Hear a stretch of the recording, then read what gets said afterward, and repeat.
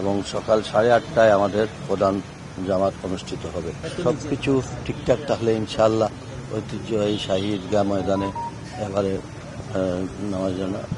নামাজ অনুষ্ঠিত হতে আর কোনো অসুবিধা হবে না।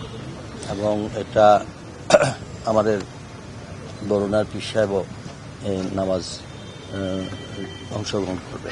আর এই পবিত্র ঈদ উল ফিতরকে সামনে রেখে আমি জেলা, মহানগর এবং দেশবাসী, আমাদের প্রবাসী ভাই বোন সকলকে আমরা বলবো ঈদ উল ফিতরের সেই আনন্দ উৎসব যেন আমরা ভাগাভাগি করে নিয়ে যাই এবং আমরা যেন 1 মাস সিয়াম সাধনার পর যে তাকওয়া সৃষ্টি করেছি বাকি 11টি মাস যেন সেই তাকওয়ায় আমরা চলতে পারি।